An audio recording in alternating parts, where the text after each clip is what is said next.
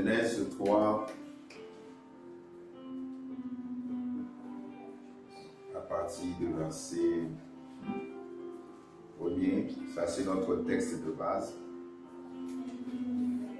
Le serpent était le plus tordu. Ce mot-là, tordu, nous avons vu que c'est le même mot qui veut dire nu en hébreu, être nu. Donc le serpent est le plus tordu de tous les animaux des champs que l'Éternel Dieu avait fait.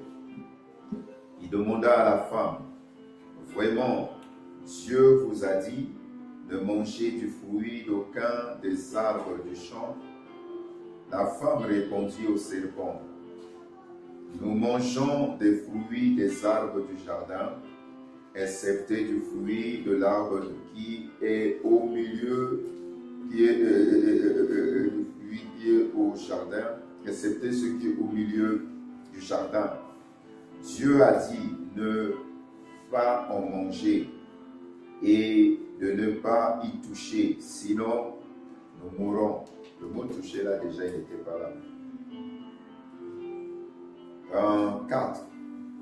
Alors le Seigneur dit à la femme, mais pas du tout, vous ne mourrez pas, seulement Dieu sait bien que le jour où vous en mangerez, vos yeux s'ouvriront et vous serez comme Dieu, choisissant vous-même entre le bien et le mal.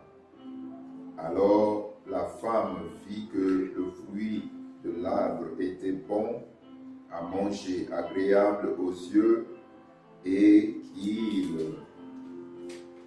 était précieux pour ouvrir l'intelligence. Elle prit donc de son fruit et elle en mangea. Elle en donna aussi à son mari qui était avec elle, et il en mangea. Aussitôt, les yeux de tous deux s'ouvrirent et ils se rendirent compte qu'ils étaient nus. Alors ils se firent des pannes en coursant ensemble des feuilles de figuier. Au moment de la brise du soir, il entendit l'Éternel Dieu parcourant le jardin. Alors l'homme et sa femme se cachèrent de l'Éternel Dieu parmi les arbres du jardin. Mais l'Éternel Dieu appela l'homme et lui demanda, où es-tu? Celui-ci répondit, je t'ai entendu dans le jardin et j'ai eu peur, car je suis nu. Alors je me suis caché. Dieu dit, qui t'a appris, qui t'a révélé, qui t'a dit que tu étais ou tu es nu? Aurais-tu mangé du fruit de l'arbre dont je t'avais défendu de manger? Quand nous sommes en train de dire que qui t'a appris, il y a beaucoup de choses que nous pouvons voir et c'est ça même la raison que nous voulons continuer. Nous avons vu avec vous la définition, ce qui caractérisait tout ça. Nous avons vu que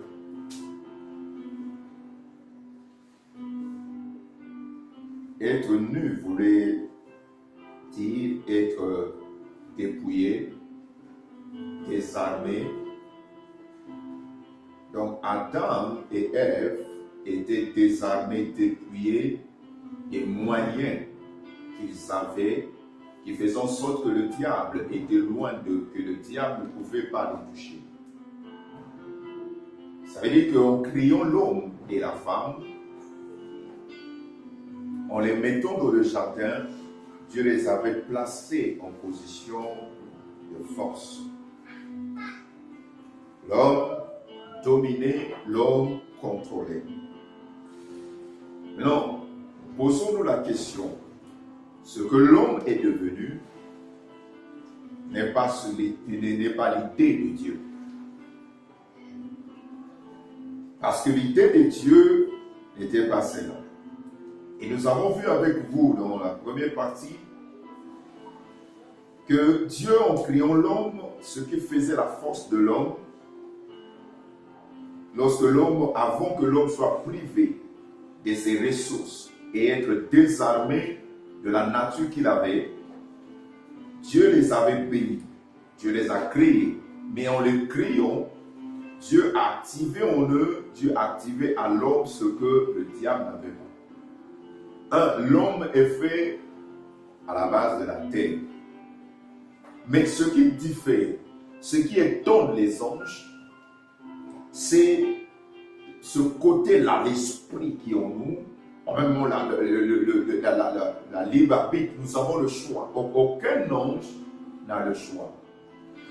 Tous les anges, je pourrais dire que les anges sont faits comme, je dirais, des robots comme ça, mais pas de robots. Ça veut dire qu'on les a programmés, ils vivent comme ça, ils font ceci, ils font cela, comme ils s'arrêtent là. Mais l'homme a le choix. C'est pour ça que Dieu dirait, faisons l'homme à notre image. Et selon notre ressemblance. Vous comprenez? Et quand l'homme a fini de faire quand Dieu a fini de faire l'homme, qu'est-ce qu'il dit au verset 27 et 28?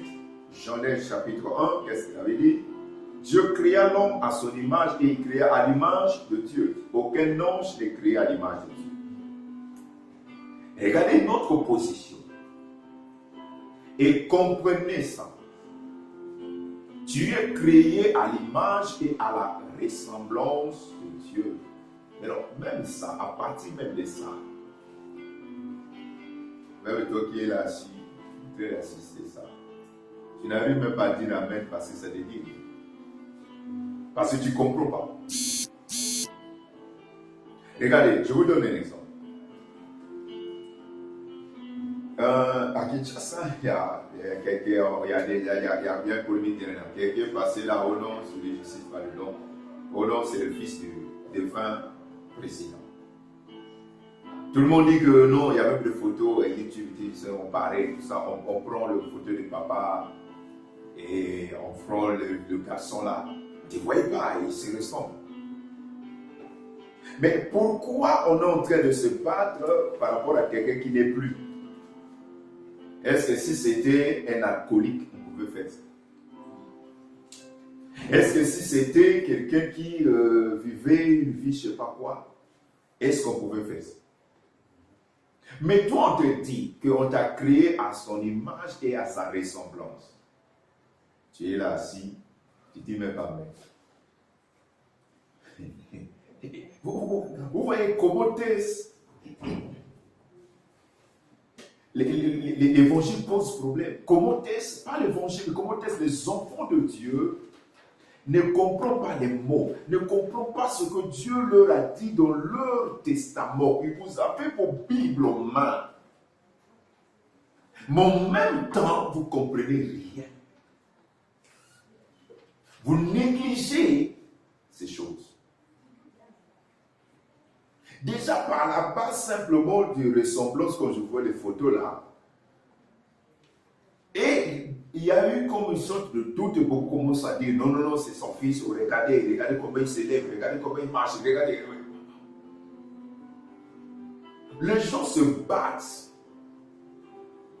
pour une reconnaissance de quelqu'un qui est mort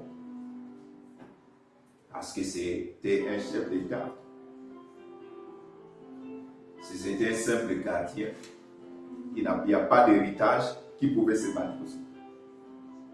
Il devait prendre le risque de venir à la télé, commencer à dire que moi. Mais toi, il y a ce livre qui te dit que tu es créé à son image et à sa ressemblance. Tu es incapable de dire la paix. Parce que tu ne comprends pas. Déjà à partir de ça, et nous sommes où dans Genèse? À partir déjà de ça, en fait, notre force, ce n'est pas de prier que nous prions, mais c'est la compréhension de ce que nous sommes.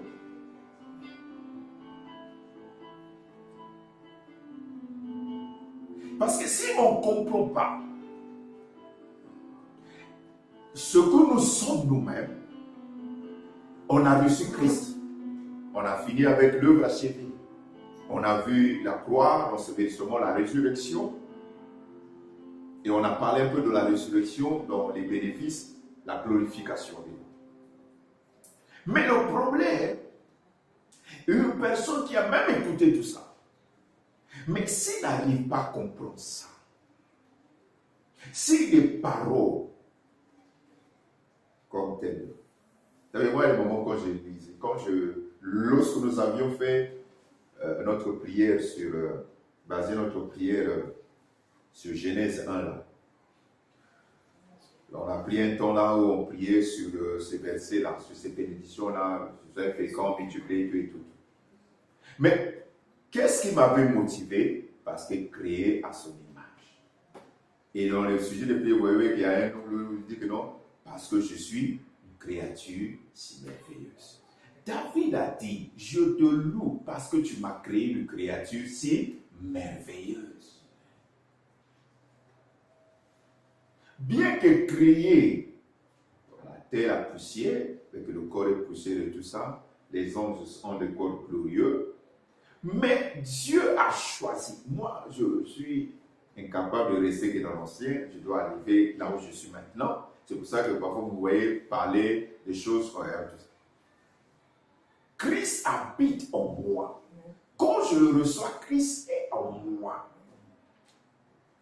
Aucun des anges, ils n'ont pas de péché. Ils sont purs, ils sont saints. Mais Christ n'est l'époux d'aucun de ces anges. Christ est l'époux de son image.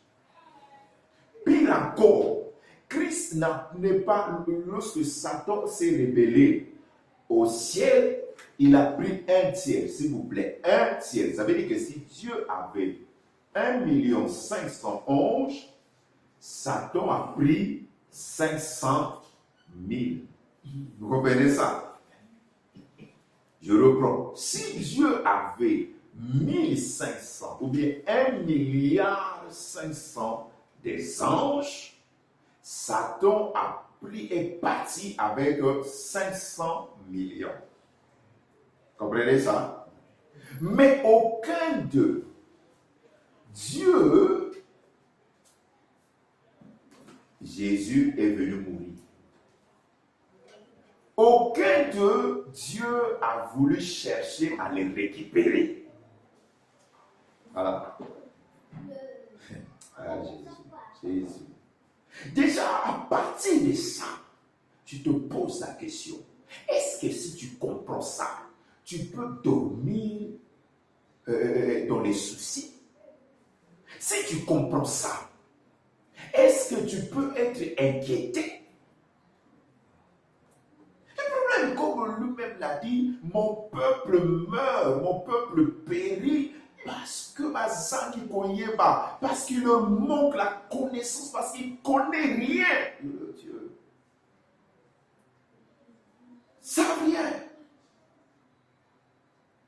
Mais à l'église, on chante, on prie, on est là, quand on prie, vous voyez les gens, caca, bon, on est là. Mais tout ça, c'est. Mais si tu ne comprends pas ces choses, quelles sont les prières? Tu attaques qui? Tu attaques avec quelle arme? Ta foi est basée sur quoi? Tu te confies sur quoi? Quelle est ta confiance? Pose une autre question.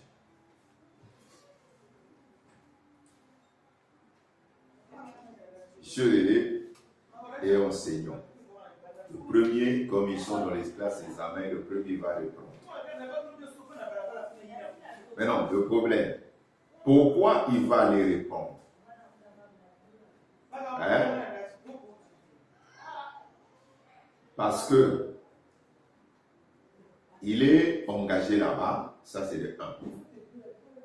Oui, vrai ou faux. Deuxièmement, il sait qu'à la fin du mois, il aura son salaire. N'est-ce pas? Il va aller là-bas, il va commencer, il ne va même pas venir d'abord au bureau, on va m'appeler parce que tout ça, ça a été déjà réglé. Comprenez ça? il va commencer et après, ou bien le promoteur va dire, bon, on va faire ceci, on va faire cela. Sa confiance pour aller chaque matin se lever, aller enseigner, il est engagé, il y a un papier, et à la fin du mois, il a son salaire. Vous comprenez ça? Donc, il fait sa part, il sait qu'après, il aura quelque chose. Mais non, toi, tu crois en Dieu. Je prends un autre exemple. Et s'il y a des problèmes et des soucis là-bas, le type veut faire, non, moi je connais un ministre, moi je suis neveu du ministre de cela. Mais lui entre-temps, il a de bonnes relations, il arrive, ou bien, malgré qu'il travaille là-bas, comme on a un certain fils du président, lui, il est aussi fils du président. Mais qui n'est pas connu, ou bien qui est pour lui calmement, comme on l'avait vu à Kinshasa avec Kabila Joseph. Beaucoup de gens, lorsqu'ils venaient en rébellion avec son papa, beaucoup le voyaient, mais beaucoup ne savaient pas. Il y en a ceux qui savaient, vous savez, doute parce que on gardait. Mais non, si le type commence à menacer, à faire, non, moi je suis le cousin, je suis le petit frère du ministre de la Justice et tout, toi tu peux lier contre moi, le chef d'état-major, c'est... Ouais. Commence à chercher à l'intimider, refusant de lui donner son jeu. Alors, est-ce que lui va pleurer? Le pose, est-ce qu'il va pleurer? Est-ce qu'il va commencer à être agité? Il va rire. Vous comprenez ça? Pourquoi? Parce qu'il sait, toi tu es ministre, toi tu es chef d'état-major, mais c'est mon père qui t'a nommé. C'est mon père qui t'a engagé. Vous comprenez ça? C'est ça, le problème, c'est que nous ne savons pas que nous sommes fils de qui. Tu es fils biologique de Monsieur Massamba, Monsieur, je ne sais pas, Olélé, tout ça. Mais spirituellement, en fait, beaucoup, vous êtes restés dans la conscience de fils de biologique là, fils de Massamba, fils de Olélé. Vous n'avez pas pu aller plus loin pour commencer à réfléchir et à vivre comme fils de Dieu. Ça pose encore problème. C'est ça. Arriver à commencer à croire et à penser fils de Dieu pose encore problème. C'est pour ça que Dieu leur a posé la question. Qui vous a dit? Qui vous a révélé? Comprenez ça? C'est cette conscience. Vous voyez les gens prier, les églises chauffer. Mais à la fin, quels sont les résultats? C'est des miettes. Ou bien beaucoup pour rester un peu en paix, un peu tranquille, il faut qu'il ait fait des jeûnes, des prières pour recevoir un peu de paix, de tranquillité. Comprenez? Ça pose vraiment problème.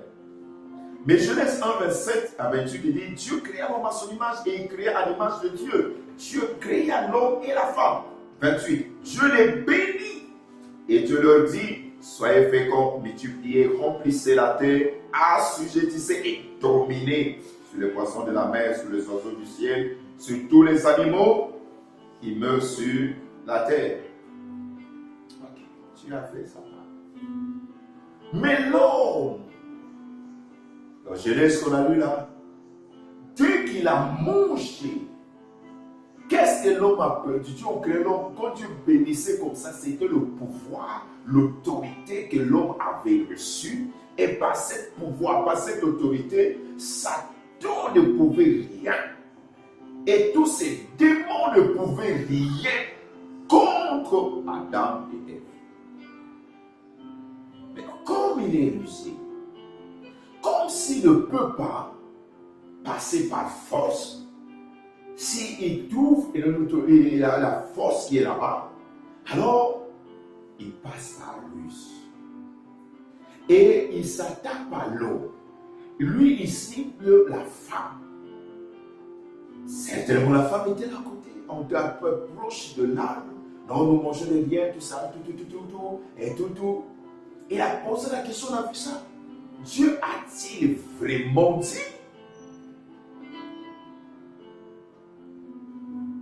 Et l'homme est tombé dans ce que nous avons vu. Et à partir de là, l'homme a commencé à fuir la présence de Dieu. L'homme a commencé à se dire qu'il est incapable. L'homme s'est vu dépouillé. L'homme s'est vu désarmé. Et la peur qui n'était pas dans l'homme, le diable a mis quelque chose, c'est la peur. La peur a commencé à contrôler l'homme. Vous comprenez? La peur a commencé à agir parce que c'est sa sémence à lui. Et là, nous avons vu même dans notre premier série, on avait vu Exode 20, 18 à 21, quand Dieu a voulu aussi parler à l'église qui était sortie de l'Égypte, dans l'église du désert. Le premier essai que Dieu a commencé à faire, qui va nous donner l'exemple de quitter le monde qui représente l'Égypte pour aller vers Canaan. Et dans le chemin, Dieu est venu pour les parler comme dans une sorte de baptême de feu. Mais Dieu voulait les parler. Ils ont dit non, Moïse, que Dieu ne nous parle pas directement. Qui te parle à toi et que toi, tu nous révèles simplement. L'homme a commencé à fuir la présence. L'homme a commencé à fuir la présence de Dieu. Amen. Pourquoi? Parce que les ressources qu'il avait, les moyens pour lui tirer des embarras, ont été dépouillés. L'homme était désarmé. On l'a enlevé ses armes, son armure. On l'a livré et on avait défini qu'est-ce que c'était. Dans Nombre 13, 27 à 33, on avait vu aussi que là, 12 espions qui étaient envoyés pour explorer le pays, mais quand ils sont arrivés, la peur les a détournés. Ils ont commencé à confesser le contraire. Au lieu de confesser, de proclamer les choses, ils ont dit non. Nous-mêmes, dans nos propres yeux et aux yeux de ces hommes-là, on se voyait comme des souterrains. Mais qui sont-ils? À l'Égypte, ils avaient quoi? Ils avaient des représentations de Dieu, l'image de sa présence, l'image, les symboles de sa présence qui étaient manifestes comme la nuée qui empêchait le soleil de les frapper, le soleil du désert. Et la nuit, cette nuée se transformait en une lumière qui les éclairait, qui éclairait plus de 2 millions de personnes. Vous comprenez ça? Parfois, ils marchaient en pleine nuit, mais sous la lumière de lui-même son Dieu. Ils avaient ça avec eux, mais ils ont refusé d'écouter Dieu. Regardez comment parfois notre aveuglement peut être. Ils ont des signes représentant Dieu avec eux. Mais comme toujours nous les hommes, quand la peur vous saisit, vous oubliez toutes ces choses. Vous ignorez la présence. C'est là où j'ai dit, enfant enfants de Dieu, faites attention, vous donnez accès, vous cédez à la peur à tout moment là. Vous êtes en train de laisser, de faire des bons passes à Satan dans votre vie. Parce que la peur est très dangereuse. L'homme n'avait pas connu ça, Dieu n'avait pas créé l'homme comme ça, mais le diable. Ils sont à la porte de Canaan, leur terre promise. Parfois vous êtes à la porte de la bénédiction, mais vous échouez à cause de la peur.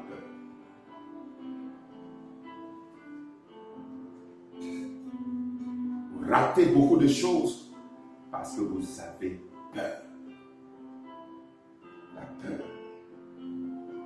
Et là, Dieu, on avait vu, Dieu a pris un autre homme, Dieu nous a donné notre espérance, c'est Gédéon. Quand Dieu arrive à Gédéon dans Juge 6, 11 à 16, l'ange de l'Éternel dit à Gédéon qui était assis là, au verset 12, l'ange apparut et lui dit, voyons héros, Gédéon qui se cachait pour écraser, moudre son blé, de peur que les Madianites viennent tout prendre. Dieu lui dit, vaillant héros. Vous comprenez ça? Il y a toujours des manières que Dieu te voit, mais tant que, le grand problème c'est quoi? Tant que tu n'arriveras pas à voir, à parler le langage que Dieu parle pour toi, tant que tu n'arriveras pas à avoir le même langage que ton Dieu, tu auras du mal à t'en sortir. Parce que Dieu c'est lui le Seigneur, c'est pas toi. C'est toi qui dois le suivre. Vous comprenez ça? Dieu a dit, voyons héros. Dieu sait qu'il y a tout ça, mais lui-même il dit, oui. C'est comme ça notre Seigneur. C'est pour ça, la parole dit que le faible crie même se chante, que le faible crie qu'il est fort, que le pauvre dit qu'il est riche. Pas à cause de tes parents, pas à cause de ce que tu fais, mais à cause de ton Père, à cause de celui qui t'a aimé, qui a fait de toi son fils, sa fille. Pourquoi? Parce que lui, ton Père, est le riche. Lui, ton Père, celui qui a rempli la terre tout entière des richesses. Toutes les richesses qui sont dans les nations sont créées, mises là par ton Père.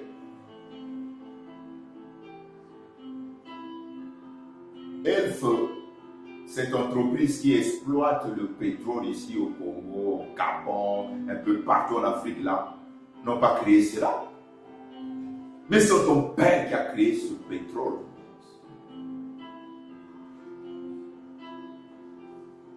Le problème, c'est ça. Déjà, remarquez, c'est à cause de ça que le diable n'a pas peur quand les gens font de prières de 40 jours, de 50 jours, de 100 jours sur telle chose. Parce qu'il sait que vous ignorez votre identité. Et nos prières ne sont pas basées pour connaître Dieu. Nos prières ne sont pas basées pour avoir une bonne intimité avec lui. Non, c'est pour bonne paradis. Pourquoi je ne me marie pas? Pourquoi je fais un bon travail? Pourquoi je passe ici? Pourquoi je passe ça? Et pourquoi? Il faut que c'est les démons. C'est. On oublie parfois, peut-être que c'est la peur.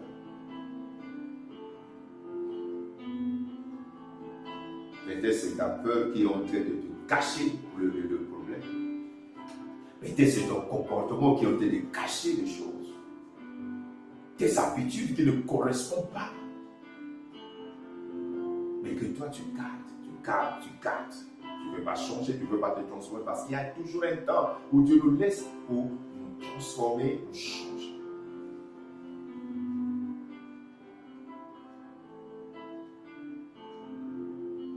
Tu fais des choses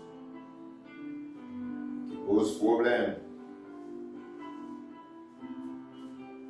Mais Dieu est venu trouver Gédéon et dit, viens, voyons héros. Alors nous allons avancer La peur, quand vous êtes dans la peur, quand vous vivez dans la peur élève Satan. La peur glorifie Satan. Et la peur abaisse Dieu. La peur élève Satan, montre qu'il est fort. Et la peur abaisse Dieu. Dans la vie de celui qui a la peur. On a vu ça dans le monde. La peur est une forme de foi qui est négative de Satan. La peur est une forme de foi négative de Satan. Quand quelqu'un est dans la peur, il libère une sorte de foi, mais qui est contraire. Vous voyez, eux-mêmes ont commencé à dire quoi? Nous nous sommes vus à nos propres yeux et à leurs yeux comme des sauterelles. Pendant que Gédéon battait, pilait son blé, Dieu vient, il dit, pas Gédéon, non, il dit, vaillant héros. Donc Dieu vient toujours par des paroles fortes. Vous comprenez ça? Mais non, c'est parce qu'on n'a pas voulu aller un peu plus loin. Vous verrez que Dieu, pour le prouver, lorsque Gédéon a fait l'appel, il y a eu 32 000 personnes qui sont venues, mais Dieu a sélectionné, Dieu a permis à Gédéon d'aller attaquer des centaines de mille avec 300 seulement. Vous voyez ça? Dieu nous prouve toujours que ce n'est pas la taille que vous avez. Ce n'est pas les moyens que les gens ont pour faire certaines choses. Mais c'est avec lui, comme le dit le psalmiste, que nous faisons des exploits. Ce n'est qu'avec Christ que nous ferons des exploits. C'est-à-dire que si tu t'accroches à Christ, peu importe là où tu es né, peu importe la famille que tu es né, peu importe qu'ils aient des comptes en banque ou pas, peu importe qu'ils aient des diplômes, je ne sais pas quoi, ou tout ça. Mais le problème est, tu poses-tu la question, es-tu avec Christ? Si oui, as-tu le langage? Est-ce que tu parles le langage de la parole, le langage de la foi, ou c'est le langage de la peur? Parce que il faut que nous sommes chrétiens, vous devez savoir, la peur aussi a un langage, la foi aussi a un langage. Alors je te pose la question. Ta vie exprime quel langage? Le langage, ils ont eu, quand Dieu a dit, vous ne rentrerez pas. Tout ce que j'ai entendu, c'est le langage de la peur. Mais non, toi, tu as quel langage? Il n'y avait que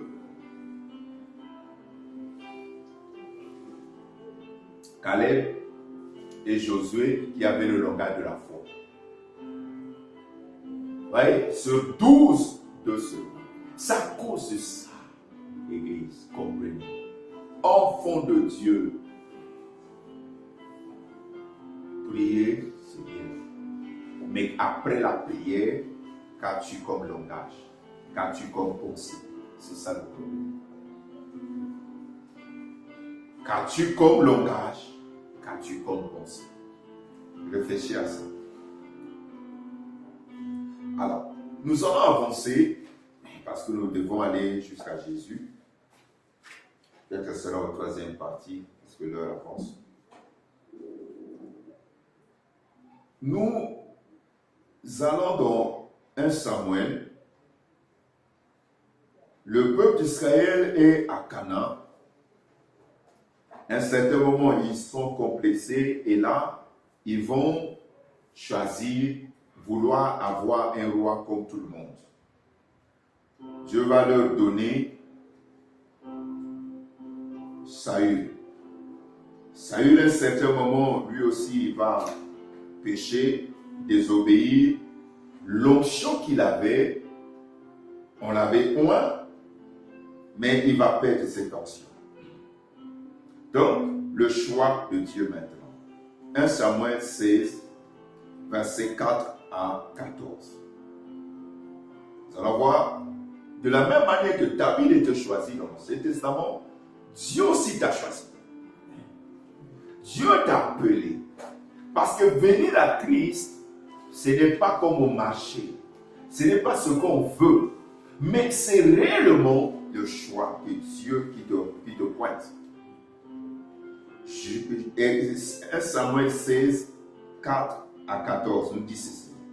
Samuel fit ce que l'Éternel avait dit. Parce que Samuel, si vous lisez à partir du premier verset, ou bien au chapitre 15, lorsque Dieu a rejeté complètement Saül parce qu'il désobéissait, et Samuel a continué à intercéder parce que pour lui, il disait comment la nation va rester avec un chef qui n'a pas l'onction, donc qui n'est pas investi, qui n'a pas de ressources, qui n'a pas de capacité pour sauver le peuple. C'est ça. Donc on peut dire que comment la nation va avoir un chef qui est nu, qui n'a rien, ou qui est désarmé, spirituellement bien sûr. Parce que la nudité qu'on parle là, ce n'est pas le fait d'enlever des habits. N'oubliez pas qu'on a lu aussi avec vous qu'il y a 2 et 1, ils avaient fait des choses. Ils ont puisé comme des palmes par des feuilles de filles, mais malgré ça, ils continuent à fuir Dieu. Vous voyez ça? Alors, donc pendant que Samuel intercédait, Dieu a dit, bon, jusqu'à quand tu vas continuer à intercéder? Va prendre lui, vas-y, je me suis choisi, j'ai vu un jeune homme là-bas, il sera roi. Va chez Isaïe, à Bethléem. Alors, verset 4, Samuel fit ce que l'Éternel lui avait dit et il alla à Bethléem. Les anciens de la ville accoururent, effrayés au-devant de lui, et lui dirent, arrive, ton arrivée annonce-t-elle quelque chose d'honneur, d'heureux, de bon? Parce que Samuel, c'est un prophète, quand il parle, les choses s'accomplissent. 5. Il répondit, oui, je viens pour offrir un sacrifice à l'Éternel. Sanctifiez-vous et venez avec moi au sacrifice. Il vit aussi sanctifier Isaïe et ses fils et les invita au sacrifice. Verset 6. Lorsqu'il entrait et il se dit, en voyant Eliab, donc après le truc général, il s'est retiré de la maison d'Isaïe, le papa de David. Mais David n'est pas là. David n'est pas là. Mais donc quand tu vois l'aîné, ça lui dit, quand tu vois sa grandeur, ses muscles, sa taille, Samuel le prophète dit, c'est ça, ça doit être. Ouais, c'est tellement loin de l'Éternel et ici devant lui. 7. Et l'Éternel dit à Samuel, ne prends point garde à son apparence et à sa hauteur de sa taille, car je l'ai rejeté. Ça c'est faux. Comment il a rejeté? Qu'est-ce qu'il a fait aussi? Bon, on verra ça petit après. Parce que ça, c'est faux. Quelqu'un qui n'a pas oublié, il faut dire, je l'ai rejeté. C'est pas lui. Et l'Éternel ne considère pas ce que l'homme considère. Donc il ne voit pas comme l'homme voit. L'homme regarde et à ce qui frappe les yeux. Mais l'Éternel regarde au cœur. Et c'est ça aussi qui pose problème dans nos jours. C'est à cause de ça que nous devons prier. C'est à cause de ça que nous devons donner le temps. Nous devons prendre le temps. Pas faire les choses de manière précipitation. Sinon, tu vas pleurer. Isaïe appela Abinadab et le fit passer devant Samuel. Et Samuel dit, l'Éternel n'a pas non plus choisi celui-ci. Isaïe fit passer Sama. Et Samuel dit, l'Éternel n'a pas choisi celui-ci. Isaïe fit passer 7 fils devant Samuel. Et Samuel dit à Isaïe, l'Éternel n'a choisi aucun d'eux. Puis Samuel dit à Isaïe, ce sont là tous tes fils. Et il répondit, il reste encore le plus jeune, mais il fait paître les brebis. Oui, David n'était pas là. David ne s'est même pas sanctifié, les autres se sont sanctifiés.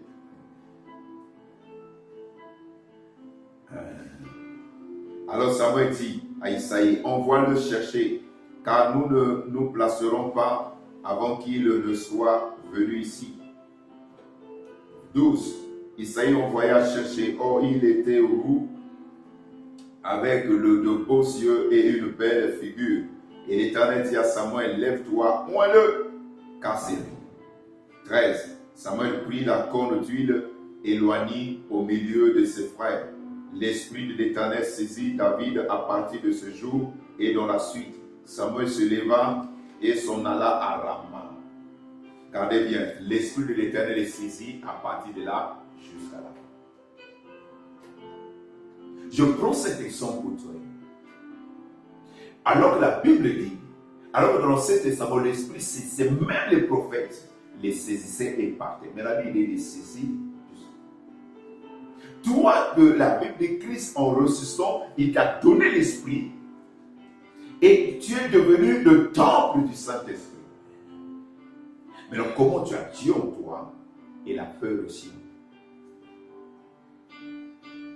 Tu as Dieu en toi, le doute, les craintes en toi. Ça pose problème. L'échec de beaucoup de gens, ce n'est pas que Dieu. Mais c'est parce que trop de peur. Alors au verset 14, on nous dit ceci. L'Esprit de l'Éternel se retira de Saül qui fut agité par un mauvais esprit venant de l'Éternel. Parce que lorsque l'Esprit de l'Éternel, lorsqu'on a oint, l'Esprit de l'Éternel est sur. Mais quand l'Esprit, l'onction est partie, l'onction royale, dès qu'on a oint David, parce que deux personnes ne pouvaient pas avoir le même onction. Ce que Samuel a fait, c'est un geste. Lui, là, c'est simplement un geste qu'il a fait. Mais ce sont les paroles. L'ordre qu'il a reçu de l'Éternel, il ne peut pas être deux personnes. Vous comprenez? L'huile d'onction, on peut oindre un sacrificateur et les adjoints, les collaborateurs. Mais le problème, c'est que les sacrificateurs, ils peuvent être plusieurs. Vous comprenez? Mais le roi, les prophètes peuvent être plusieurs. Mais le roi, un seul. Donc, dès que lui, là, est de son nez, et les paroles, surtout que c'est la même personne, il y a eu transfert. Sans que Saül ne sache quoi que ce soit, l'onction nous protège. Il a quitté. Je peux dire quoi? En ce moment-là, Saül est resté nu. Il était désarmé.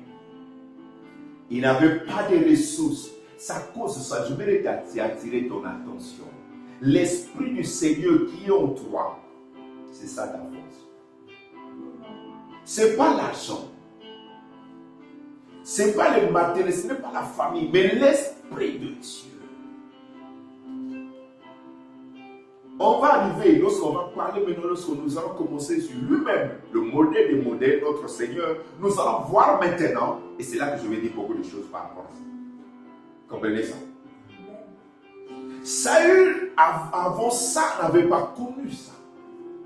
Mais il y a eu transfert, et on a dit que les mauvais esprits. Est-ce que vous comprenez ça? Il s'est désarmé parce que on a au moins, c'est à cause de ça aussi, fait attention. Je suivis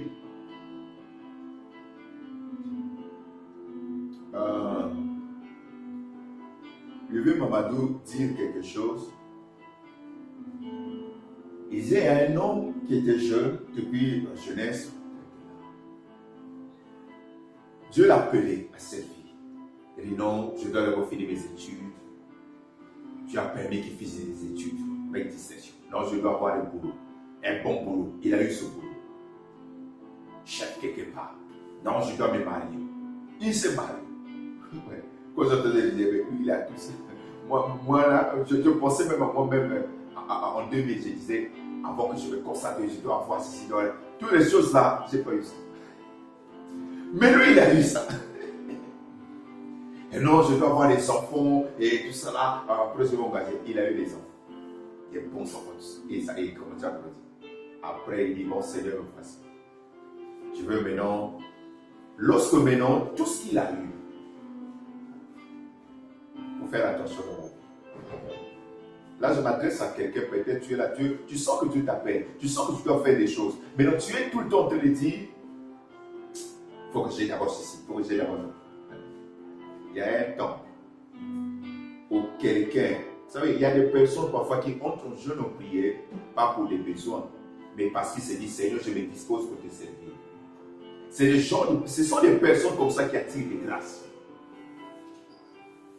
Et toi, tu es en train de dire à tout moment que tu sens que Dieu t'appelle, tu sens cela. Mais à tout moment, tu es là en train de refuser. Non, je ne peux pas. Maintenant, je ne peux pas. Maintenant, je ne peux pas. Après. Il y aura un temps où il y aura plus ça. Il avait dans les 50 ou 60 déjà. Et je veux maintenant me disposer. Dieu dit non. Il dit, j'ai déjà eu une personne qui avait soif. C'est lui qui est en train d'utiliser ses fonctions. Mais non, ce qui fait encore mal, c'est quoi? C'est que sa famille, son travail, son argent, il n'y avait plus l'eau. Laissez-moi vous dire des choses.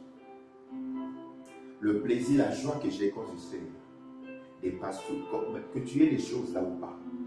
La joie du Seigneur, quand tu es de sa voix, est plus belle. Parce que tu peux avoir l'argent. Mais pourquoi certaines personnes vous voyez à tout moment un peu de boire et ça ressemble les gens parce qu'ils n'ont pas la paix, ils n'ont pas la joie. Il faut faire attention. Quand tu sens, il faut t'engager. Dieu ne peut pas nous attendre indéfiniment. Dieu ne peut pas t'attendre éternellement. Non. Il y a des personnes que Dieu a destinées, que Dieu a déjà vues, parfois que Dieu peut voir. Non, cela je vais lui donner, c'est ça. Telle chose. Mais il y a d'autres personnes que Dieu n'a pas vues, mais il commence à manifester la soif. Dieu va dire non. Mais celui-là, je lui fais une faveur pour lui donner. Il ne veut pas. Et regarde celui-là.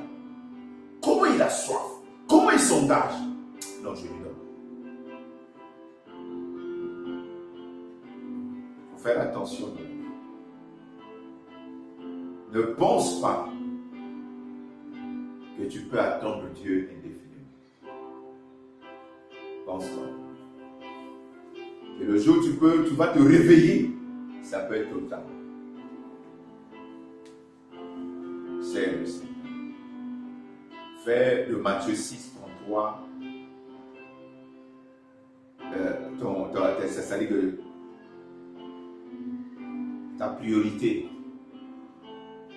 Engage-toi à suivre les intérêts du Seigneur, à servir les intérêts du Seigneur.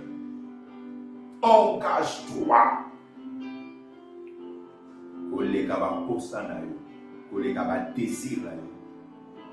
Dépasse ces choses. Que ton souci ne soit pas ta personne, non, le royaume, les armes. Pas toi, mais les armes. C'est ça.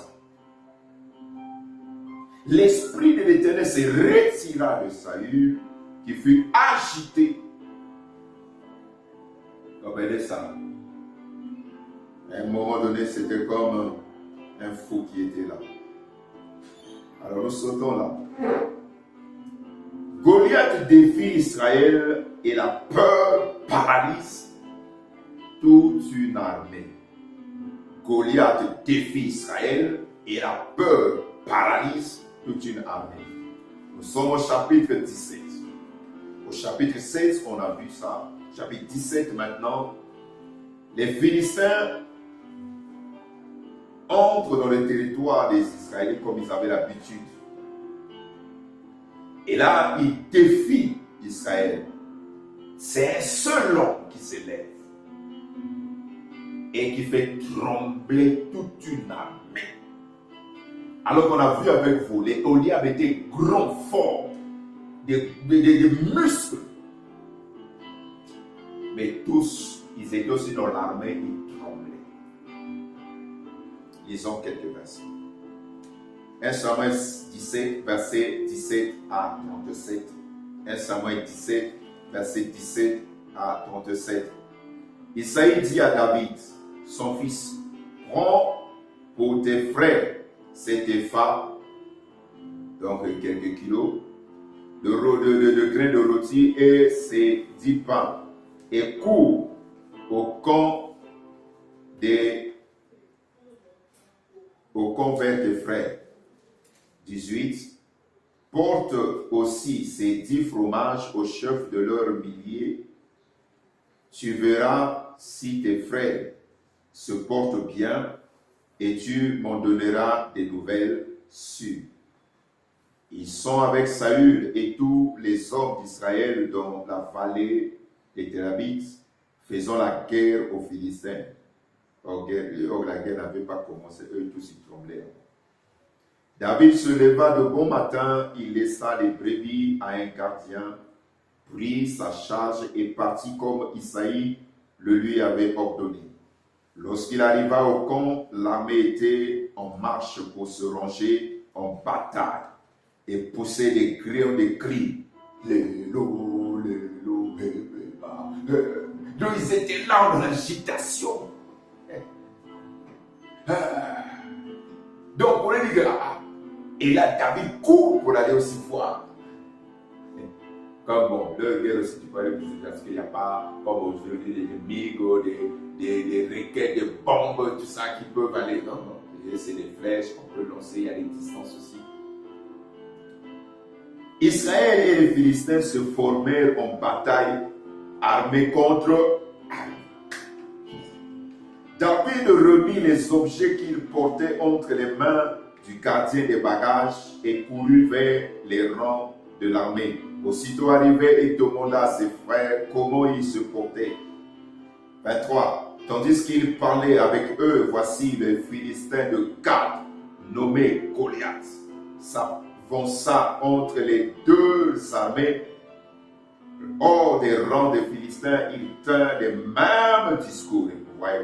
Voyez ça. Les mêmes discours que précédemment. Et David les entendit. Mais écoutez, verset 24. À la vue de cet homme, tous ceux d'Israël s'enfuient devant lui. Nous mourons pour le pays.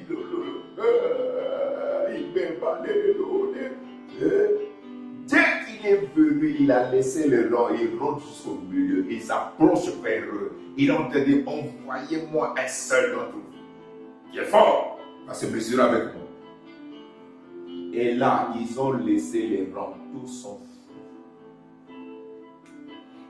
C'est-à-dire que la peur fait ça. Dans la question qu'on pose, quelle est la chose que tu te confortes avec quoi?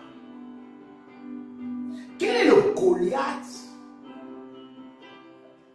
Goliath ne veut pas dire simplement un nom. Ça peut être un géant, quelque chose que tu as donné la taille. Quelque chose qui s'est levé dans ta vie, qui devient une sorte de montagne. Et chaque fois qu'il te parle, tu es paralysé. La peur paralyse. La peur empêche à une personne de bien penser, de bien réfléchir.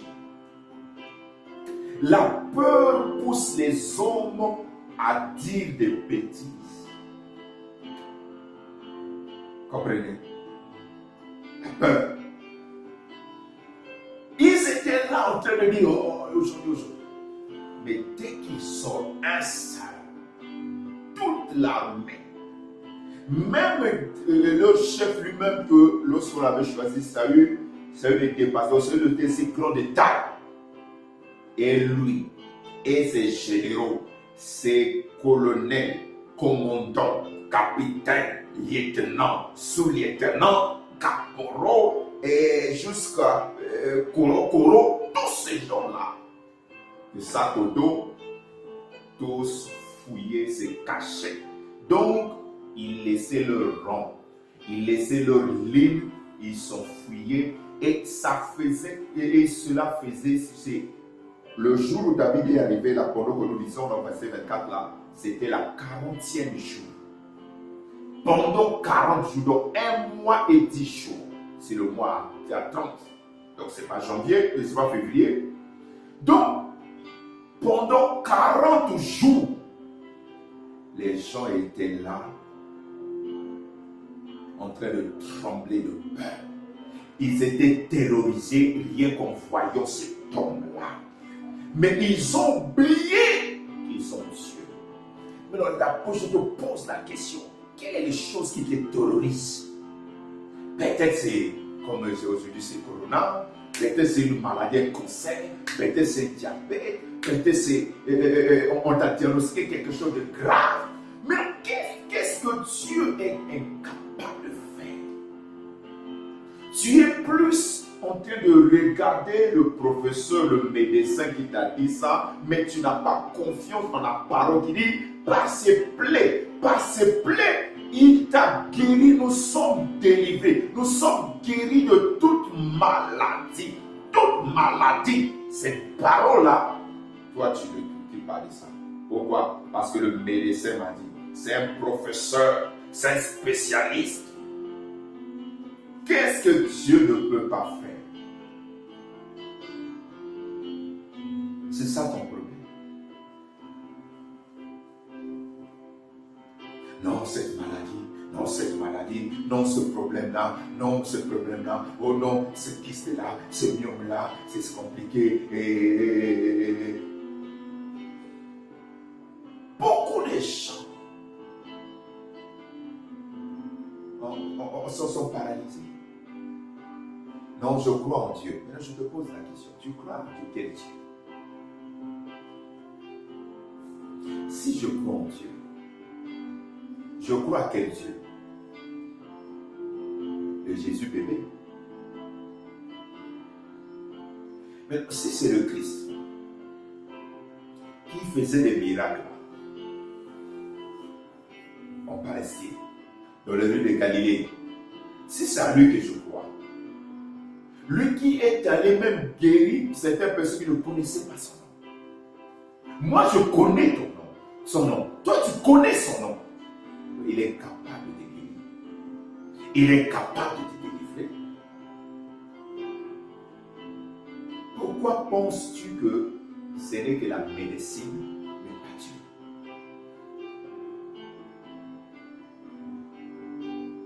Pourquoi crois-tu que dans votre famille, personne ne va se marier? Toi aussi, c'est ton cas. Personne ne va trouver un bon boulot. Toi aussi, c'est ton cas. Personne ne sera béni, n'aura l'argent. Toi aussi, c'est ton cas. Pourquoi crois-tu à ça?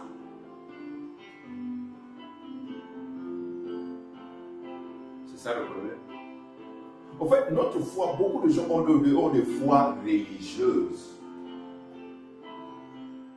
mais pas de foi en Christ. Ils n'ont pas la foi là.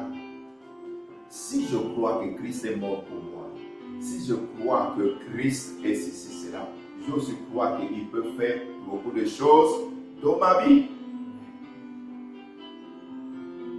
Je n'ai pas reçu. Pourquoi on dit que recevoir Christ comme ton Seigneur et ton Sauveur? Le Sauveur de quoi? De toutes ces choses.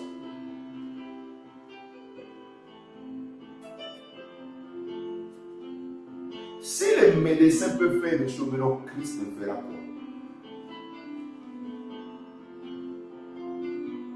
C'est ça. Oh Jésus. Verset 25. Chacun disait, avez-vous vu s'avancer cet homme? C'est pour jeter à Israël un défi qu'il s'est avancé. si quelqu'un le tue, le roi le comblera de richesses, il lui donnera sa fille et il affranchira la maison de son père en Israël. David dit aux hommes qui se trouvaient près de lui, que fera-t-on à celui qui tuera? Donc pour la première fois, après 40 jours, il y a un autre discours. Là où je vous ai dit, la foi négative a un discours, la peur amène un discours, la foi de Dieu amène un discours. Les soldats qui sont entraînés, ils sont là il y a 10 ans, il y a je ne sais pas combien d'années, mais qui tremblent. Celui qui n'est jamais entraîné, celui qui n'a jamais tué une personne, le voici qui tient un autre discours. Celui qui tuera ce Philistin et qui ôtera, écoutez ce qu'il y a, qui ôtera la soni dans Boka Mobima, qui enlèvera la honte, le plan, c'est-à-dire que c'est une grande honte, Sonia Mouneli.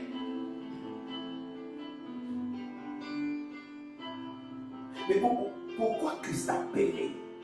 Pourquoi dans ta famille, c'est toi qui imagines? Ça fait pas toi qui se va enlever, pas toi qui se veut montrer dans le monde de nos familles, c'est qu'il est capable de faire. Mais le problème, c'est que ta peur bloque tout ce que Christ veut faire. Ton attitude, ton langage brise, détruit tout.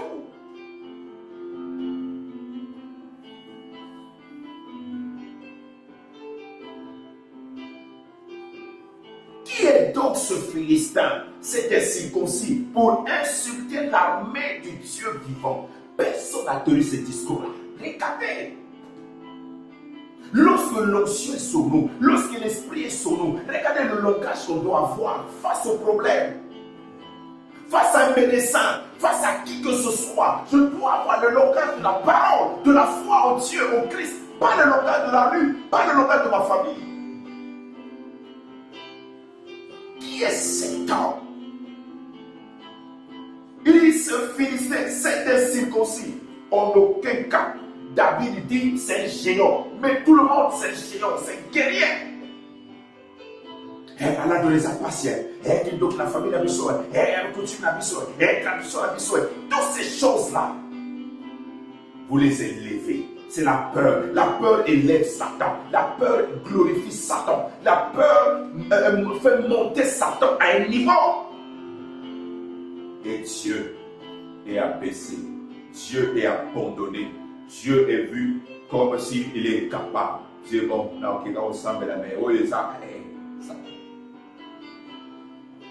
C'est un circoncis pour insulter l'armée. Il dit que l'armée du Dieu vivant. Hein? Mais non, eux-mêmes qui sont dans l'armée là, ils savaient qu'ils étaient l'armée du Dieu vivant. Et Jésus. Ça cause ça, vous voyez que même parfois, un sorcier à côté peut blaguer avec l'église et les enfants de Dieu sont là. Au nom de Jésus, au nom de Jésus. Parce qu'on ne sait pas que nous sommes parfois l'église de Dieu. L'ambassadeur. Quel est le musulman qui peut toucher un seul ambassadeur, même si c'est un petit pays, qui peut rentrer là? Les lois protègent l'ambassade. Mais aujourd'hui, on blague.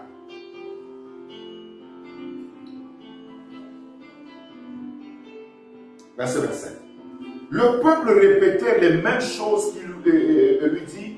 C'est ainsi que l'on fera, l'on ordonnera, on exaucera, tout cela à celui qui va tuer ce Philistin.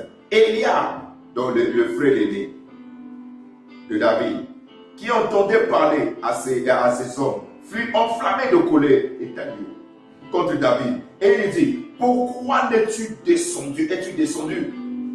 As-tu laissé ce peu de brebis dans le désert? Je connais ton orgueil et la malice de ton cœur. C'est pour voir la bataille que tu es descendu. David répondit, qu'ai-je donc fait? Ne puis-je pas parler ainsi? Est-ce que ce que David a décidé d'orgueil? Mais la personne qui a la foi devant ceux qui ont peur. C'est pour ça qu'il faut comprendre une chose. Celui qui a l'Esprit de Dieu qui veut parler comme Dieu, les gens peuvent le trouver dans le cœur. Et c'est une erreur. C'est là où parfois certaines personnes tombent dans l'erreur, vouloir faire plaisir aux gens. Ah non, il y a le monde. Tu dois comprendre qu'eux ne comprennent pas ce que toi tu comprends. David ne s'est pas laissé décourager. Mais parce qu'eux, ils sont là, ils sont débrouillés, ils sont nus. Ils sont rien. Lui, il a l'onction. Il a l'esprit. Il n'est pas nu comme eux. Il n'a pas peur. Et les autres sont désarmés. Dès que cet homme parle, ses paroles enlèvent tout leur espoir, enlèvent leurs armes. Mais ils sont incapables de l'affronter.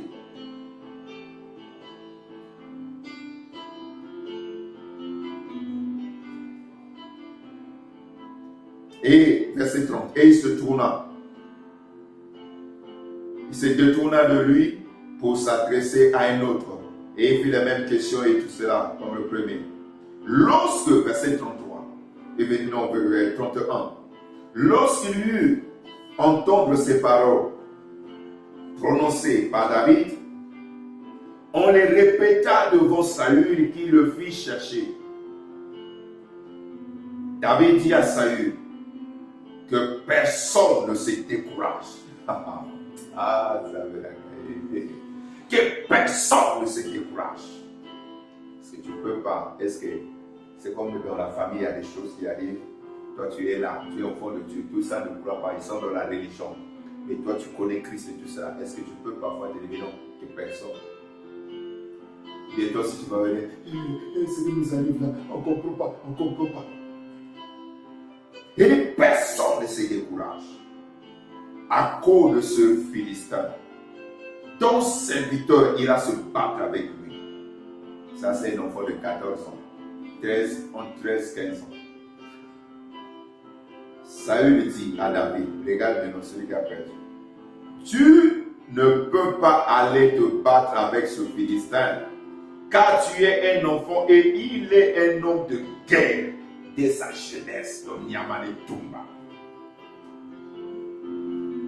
Oui. Saül est en train de vanter. 34.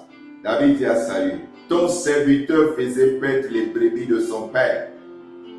Et quand un lion ou un ours venait, on enlevait une du troupeau. Je courais après lui, je le frappais et j'ai arraché la brebis de sa queue. S'il se dressait contre moi, je le saisissais par la gorge et je le frappais et je tuais. 36. C'est ainsi que ton serviteur a terrassé le lion et l'ours. Et il en sera du Philistin et de cet incirconcis comme de l'un d'eux, car il a insulté l'armée du Dieu vivant. Vous voyez ces paroles? Vous voyez comment il met. Il ne dit même pas que l'armée d'Israël, non, l'armée du Dieu vivant.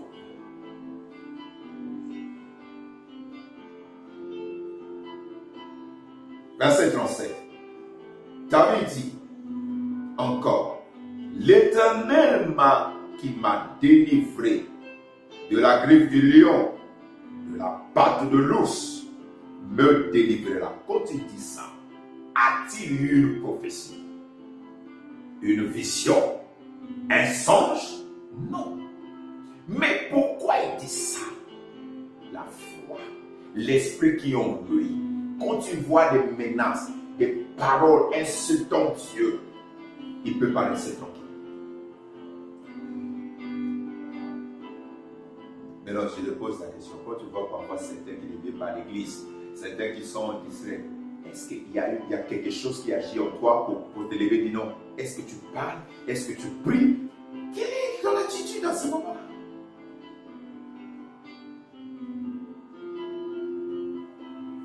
Me délivrer de la main de ce Philistin. Et Saül dit à David, va, et que l'Éternel soit avec toi. Oh mon Dieu. Va, et l'Éternel soit avec toi. Pourquoi il accorde? Parce que les paroles, jamais, même lui-même, il a vu la foi. Il a vu la confiance.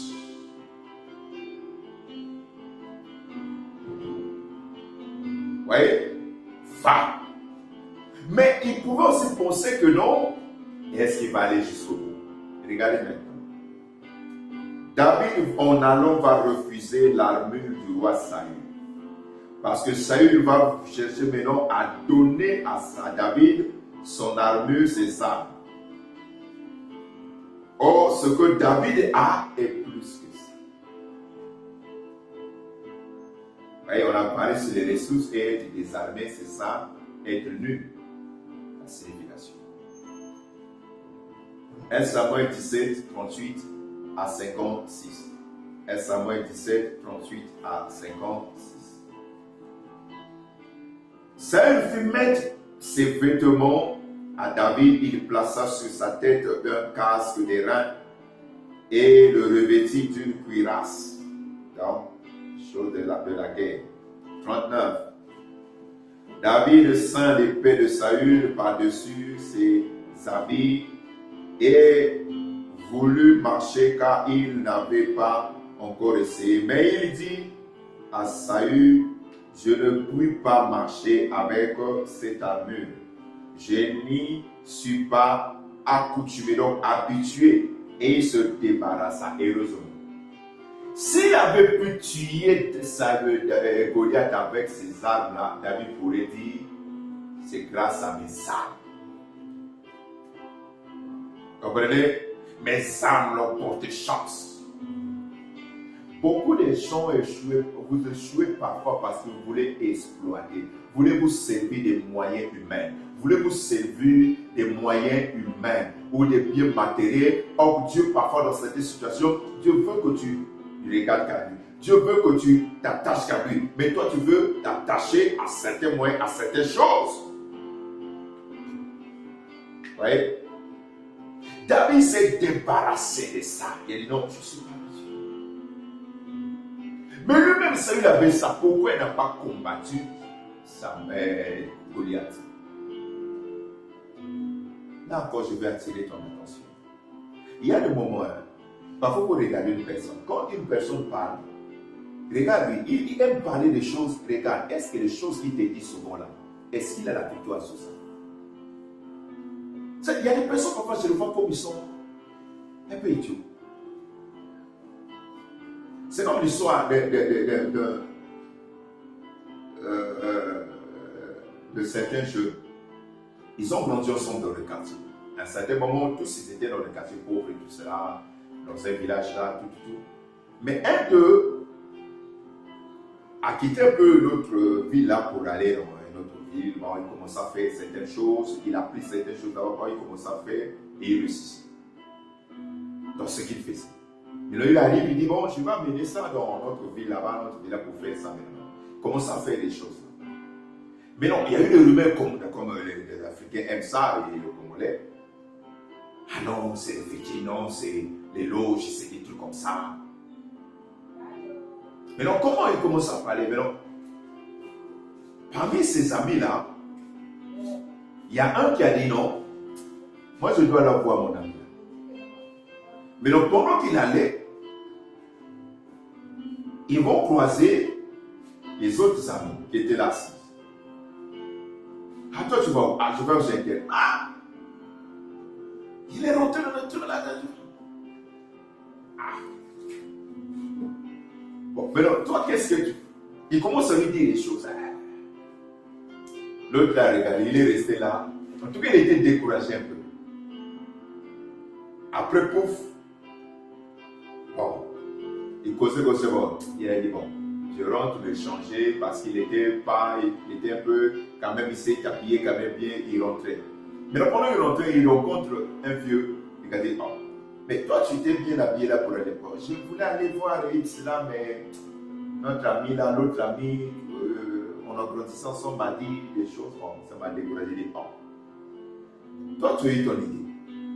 Qu'est-ce qui te prouve qu'il est rentré dans les choses? Maintenant, lui que tu as écouté, qu'est-ce qu'il fait? Tu l'as vu assis où? En train de jouer les dames, non? C'est celui qui joue souvent les dames, de l'argent, tout ça, les cartes et tout ça. Mais lui te donne le conseil. Ce qu'il fait là, c'est bien. À son âge, quelqu'un qui a déjà 30, 40 ans. Il a tout le temps là,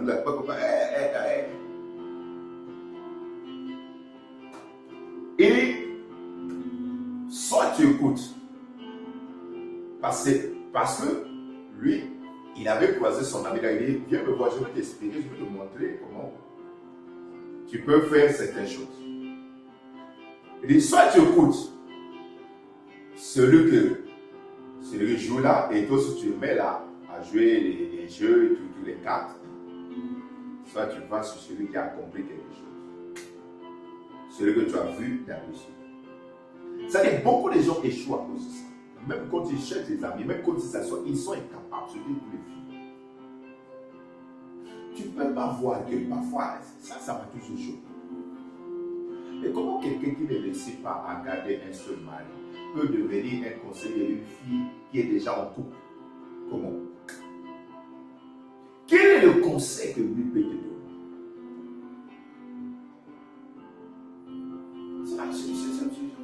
C'est bizarre. Comment celui qui est incapable de rester avec une seule personne?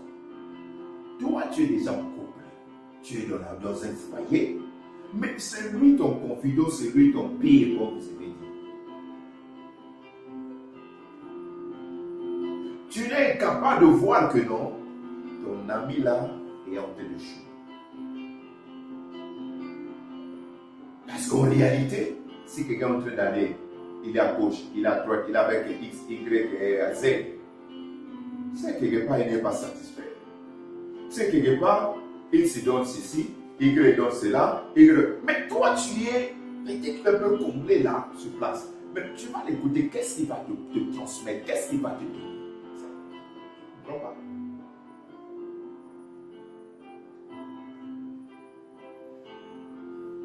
Pourquoi les gens jouent à cause de ça? Vous ne voyez pas que la personne là qui te dit des choses, tu dois aussi voir ce qu'il me dit là, ce qu'il fait. Est-ce que ça correspond? Ce qu'il dit, est-ce que lui-même il a la réussite?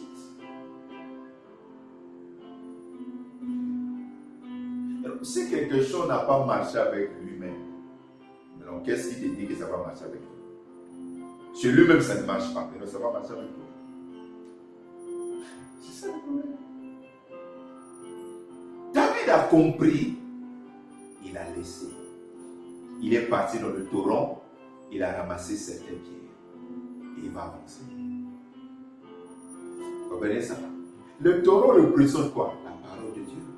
La révélation. L'eau, c'est l'esprit. Il va.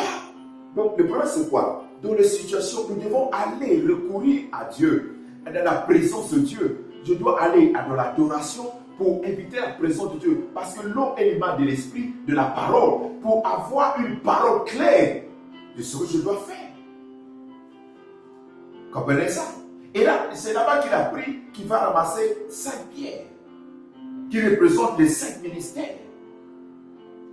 Parce qu'il doit aller combattre. Mais il est en train de s'armer. Mais de s'armer comment? Spirituellement.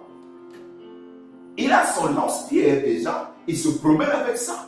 Mais il va aller combattre un géant avec son bâton, sa lance-pierre. Mais ça est suffisant parce qu'il passe le temps dans le torrent. Il est là en train de choisir. Donc c'est comme si tu veux aller affronter certaines choses. Il y a des prières que tu dois faire. Je vous avais déjà enseigné ça. Prends le temps pour chercher dans la parole quels sont les versets qui correspondent. Quels sont les versets? Qu'est-ce que tu as dit dans ton testament? Je vous pose la question. Si tu as la copie du testament, tu as la copie. Et parmi les choses qu'on t'a dit que c'est telle chose est à toi, il y a eu quelqu'un qui vient, qui dit non, c'est à moi qu'on m'a donné. Qu'est-ce que vous allez faire?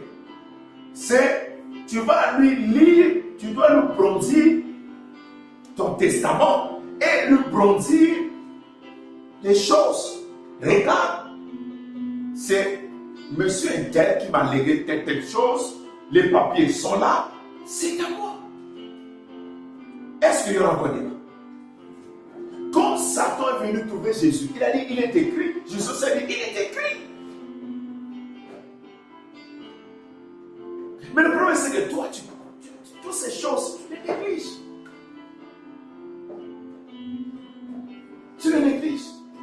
Tu ne veux pas passer le temps de la présence de Dieu. Tu ne veux pas passer le temps en train de chercher à savoir qu'est-ce que Dieu a dit concernant telle chose. Non! Toi, c'est des pensées simplement. Tu ne veux pas chercher à savoir dans la parole ce que Dieu a dit. Ça, c'est seulement ce que les hommes ont dit. C'est à cause de ça que tu échoues. Oui. Verset 40. Il prit en main son bâton, choisit dans le torrent 5 pierres polies et les mit dans son gibecier de berger et dans sa poche. Puis, sa fronde à la main, il s'avança contre le Philistin. Mais ici, on lit rapidement. Mais il a pris le temps. N'oubliez pas que David avait quitté très tôt le matin. Donc, il a pris le temps de choisir les bons pieds. Il y a un moment donné, quand on est face, ça c'est une image. Parfois, avant même d'aller prier, avant de commencer à attaquer certaines choses, prends le temps de l'adoration et ouvre la parole, commence à chercher les versets que tu vas cibler. Cherche les versets, cherche ce que Dieu a dit concernant ce problème-là. Et prie. Et là, la prière sera efficace. Mais quand tu cherches bien, donc tu vas aller prier tout en étant nu. Tu vas prier de prier sans arrêt. Mais tu vas attaquer comment? Tu vas attaquer cette maladie comment? Tu vas attaquer cet esprit comment? Tu vas attaquer le problème comment? C'est ça. Tu vas attaquer comment? 41. Le Philistin s'approcha peu à peu à David. Et l'homme qui portait son bouclier marcha devant lui. Le Philistin regarda, et lorsqu'il aperçut David, il le méprisa, ne voyant en lui qu'un enfant blanc et d'une belle figure. Il méprise David. Il avança peu à peu, tout orgueilleux, avec ses biceps. Et il y avait quelqu'un devant lui qui avait son bouclier. Verset 43. Le Philistin dit à David, suis-je un chien pour que tu viennes en moi avec des bâtons et après avoir maudit par ses dieux. Regardez encore une autre chose ici. C'est un géant, c'est un grand. Mais lui, il a la force, il maudissait. Il est en train de jurer. Mais avant le combat, qu'est-ce qu'il dit? Il commence d'abord par faire des imprécations, par maudire David. Bien qu'il a méprisé, bien qu'il a vu que c'est un petit gamin, c'est un enfant, mais il prend le temps de maudire, parce que c'est la Bible qui n'a pas voulu écrire ce qu'il a dit là. Donc il était en train de faire ses incantations. Il croit en son Dieu. Regardez-vous. Parfois vous prenez des décisions sérieuses, mais tu n'as même pas pris le temps de prier même 5 minutes pour ça. Ce n'est qu'une façon de parler. Tu n'as même pas pris le temps de poser même une petite question à Dieu. Seigneur, dois-je faire ceci ou pas? Mais lui qui est géant, qui est tout ça, en fait, quand il a voyé, je suis sûr que toute l'armée d'Israël n'était même pas derrière David. Tout le monde a donné le dos. Il a dit, ah non, on ne veut pas voir la mort, la honte. Et de l'autre côté, les Philistins étaient le dedans. C'est celui-là qu'on envoyait au gars. Mais lui-même, Goliath, qui est géant, est en train de dire, de maudire d'abord. Donc, de faire quoi? Il est en train de dire que non, C'est comme s'il était en train de dire que non, je neutralise ta force, je neutralise tout. Regardez combien de gens parfois qui même travaillent, font des affaires de commerce, ne prennent pas la peine de bénir leur travail, de bénir leur commerce, de bénir ceux qui sont travaillés. On n'est pas en train de faire ça. Même nos maisons, on doit apprendre à bénir même nos enfants, à bénir nos foyers, à bénir, à dire, vous savez de quoi? Dire des bonnes choses. Vous voyez, parce qu'il y a des personnes qui prennent leur temps pour vous mentir. Mais nous devons prendre le temps de bénir. Et ce n'est pas le cas. C'est lorsque il y a la chute, lorsque ça ne marche plus, lorsque ça n'avance plus comme on voulait, c'est là maintenant qu'on commence à s'agiter. Oh Seigneur béni, oh Seigneur agis, oh Seigneur, oh Seigneur. Il maudit. Comprenez ça? 45. David dit aux Philistins, David aussi, lui aussi, son tour, il va commencer. Tu marches contre moi avec l'épée, la lance et le javelot. Et moi, je marche contre toi au nom de l'Éternel, des armées, du Dieu de l'armée d'Israël que tu as insulté. À ce moment-là, il est insulté. Vous savez, vous échouez souvent parce que vous pensez que c'est vous, c'est votre combat. Vous pensez que c'est ta maladie. Vous pensez que c'est la maladie. Oh, tout ça, Christ a traité à la croix. Quand il dit que non, c'est mon problème. C'est pour moi, c'est pour moi. Dieu ne va plus rien faire. 46. Aujourd'hui, l'Éternel te livrera entre mes mains. Y a-t-il une prophétie? Non. Mais parfois, Dieu cherche des personnes qui peuvent glorifier son nom comme ça. Je t'abattrai et je te couperai la tête aujourd'hui. Je donnerai les cadavres du champ des Philistins, de camp des Philistins, aux oiseaux du ciel et aux animaux de la terre. Et toute la terre saura qu'Israël a un Dieu.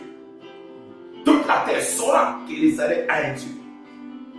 Ça, c'est la foi. Là au ciel, Dieu, pendant qu'il est assis là-bas avec les autres, il dit non, regardez mon enfant là-bas. Bah, fini, bah, tcholi, pendant 40 jours, personne est incapable d'honorer Dieu. À ce moment-là, le monde spirituel se rit même de Dieu.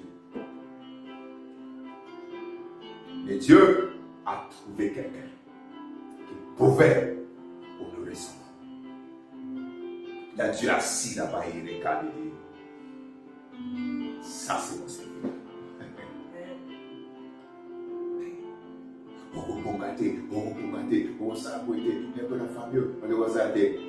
Tout le monde sont là. Il y a comme nous qui sont gâtés. Personne n'est bon. Tout le monde sont comme ça.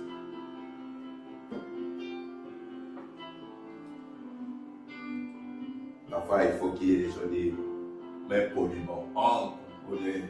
Tu as dit. Mais tu oublies une chose. Moi, j'appartiens à Dieu. Non. La peur là.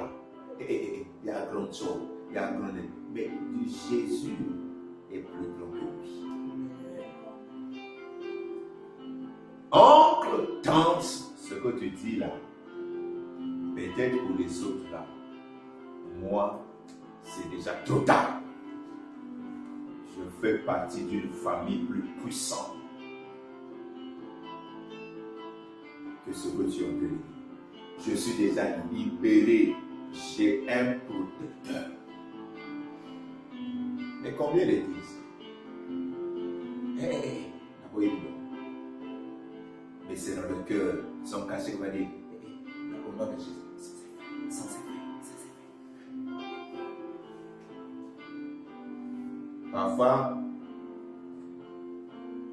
Parfois, c'était le jour où Dieu voulait tuer cet homme. Parfois, c'est le jour où Dieu voulait dépouiller cet homme-là de son pouvoir. Mais comme il n'y a personne pour le lever les défis. Vous voyez, il y avait le prophète de temps d'Élie, non? Mais Élie était courageux. Vous savez, il y a certaines choses, on sort de ces situations-là lorsque nous venons élever Jésus.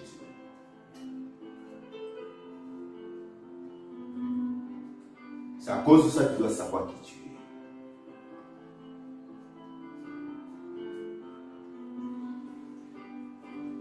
47. Et toute cette multitude saura que ce n'est ni par l'épée, vous voyez, David, ni par la lance que l'Éternel sauve. Vous voyez? Car la victoire appartient à l'Éternel. Et il vous livre entre nos mains. 48. Aussitôt que le Philistin se mit en mouvement pour marcher au-devant de David, David courut sous le champ de bataille à la rencontre du Philistin.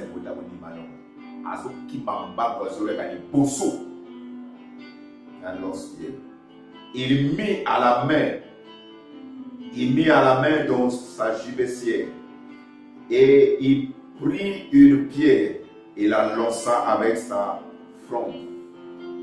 Il frappa le Philistin au front et la pierre s'enfonça dans le front du Philistin. Il tomba le visage contre terre. 50. Ainsi, avec une fronde et une pierre, David fut plus fort que le Philistin. Il le terrassa et lui ôta la vie sans avoir l'épée à la main. 51. Il courut, s'arrêta près du Philistin. En ce moment-là, tout le monde se regarde. Qu'est-ce qui se passe? À quoi il a dit? À tout à niveau, c'est à tout à niveau. Normalement, il va courir. Il a dû faire un faux pas. Il n'y a rien. Tout le monde, même ceux qui avaient les boucliers ou bien quelques armes de Goliath, vous comprenez? David court parce qu'il fait ça avec une rapidité.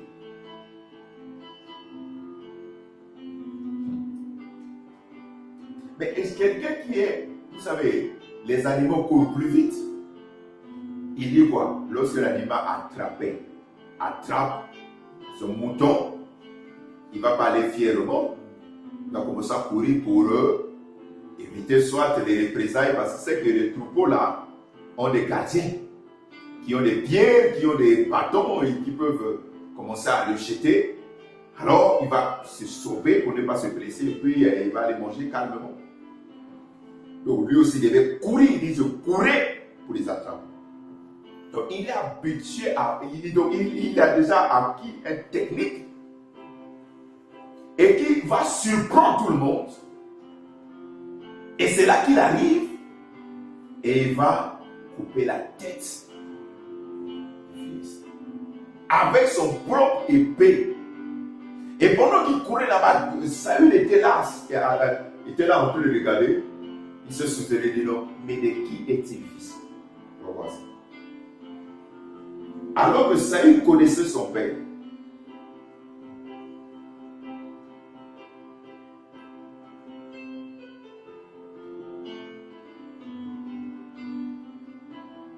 et lorsqu'il coupait la tête, verset 51 toujours, les Philistins voyant que leur héros était mort, prirent la fuite. Et donc la peur a changé de camp. Nous sommes arrivés à un moment donné où la peur doit retourner à Satan. La peur doit retourner à ses amis. La peur, c'est parce que nous ne sommes pas nus. Il y a Christ qui est en nous. Nous sommes son palais. La peur doit retourner. 52.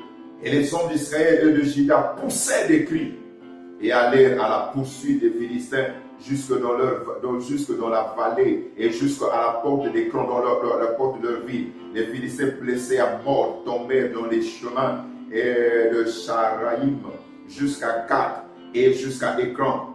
53. Et les enfants d'Israël revinrent de la poursuite des Philistins et pillèrent le camp. Oh, nous sommes arrivés à un temps où nous devons prendre tout ce que l'ennemi avait pris par notre peur. 54. David prit la tête du Philistin et la porta à Jérusalem. Et il mit dans sa tente les armes du Philistin. 55.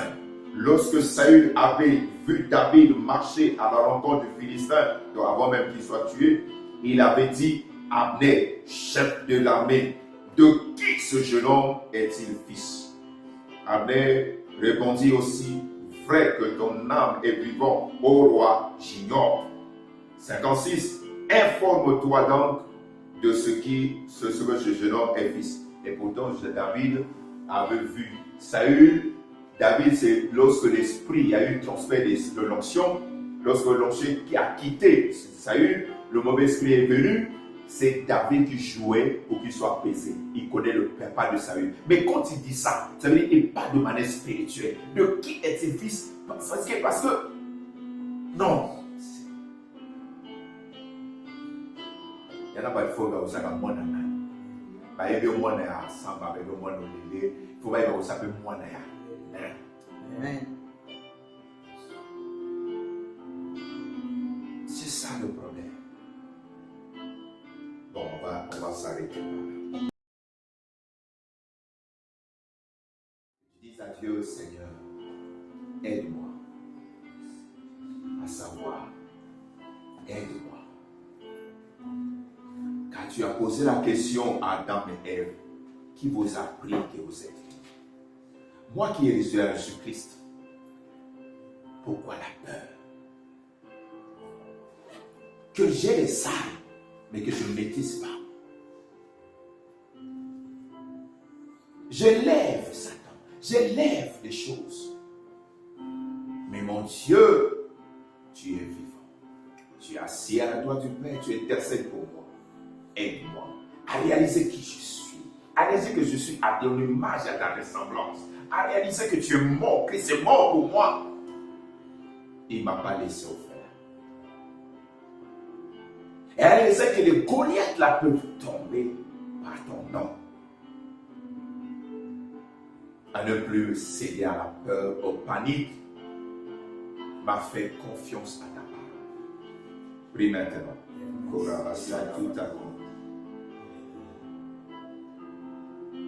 Seigneur, aide-nous à réaliser ce que nous sommes. Aide-nous à croire en toi que ce livre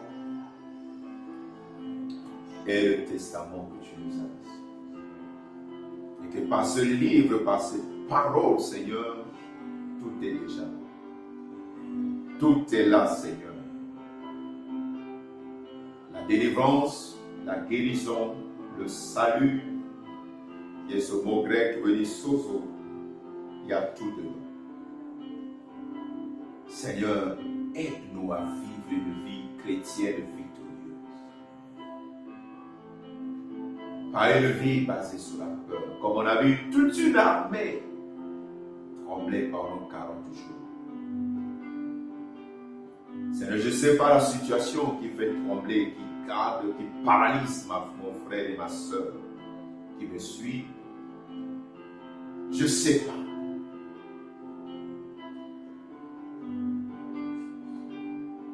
Mais par l'onction qui était sur David, la confiance qu'il avait, il a pu terrasser et après 40 jours, c'était la fin.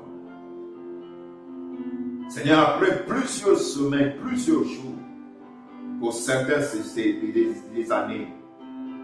Dieu, je prie, par ton esprit, que ce soit la fin de cette situation. Que ce soit la fin de ce Goliath. Que mon frère et ma soeur arrivent à terrasser par ta parole, par ta lumière, ce Goliath. Au nom du Christ Jésus. Au nom du Christ Jésus. Seigneur, que la délivrance soit réelle et totale. Père, que nos mentalités changent. Car nous ne sommes pas nous. Ton sang nous a lavés.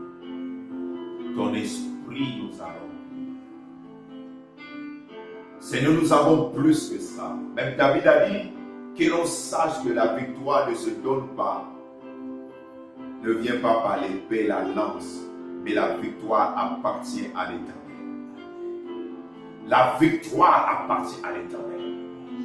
Car ce n'est ni par l'argent, ce n'est ni par l'or, ce n'est ni par la force, ni par les armées, mais c'est par toi l'Éternel. Christ Jésus, donne la victoire. Ouvre les yeux à ce peuple. Ouvre l'entendement et que chacun comprenne que par ce livre, Seigneur, toutes les âmes sont là. David est allé dans le torrent et notre torrent est là pour prendre, pour choisir les 5 pierres. Et notre torrent, c'est cette parole. Que chaque fois qu'ils se plongent, chaque fois qu'ils sont dans les difficultés, Seigneur, ouvre les yeux. Ouvre les yeux qu'ils voient ta parole comme des flèches. Et lorsqu'ils se lèveront pour prier, ils vont déclarer cette parole et les choses se feront. Merci parce que tu accompagnes toujours ta parole. Merci parce que tu assistes toujours ta parole. Et tu n'as rien fait sans ta parole. Et tu ne feras rien sans ta parole. Nous dit Jean chapitre 1. Merci Seigneur. Et continue ton œuvre. Bénis tous ceux qui nous ont suivis. Guéris les malades. Dans le nom de Jésus le Christ.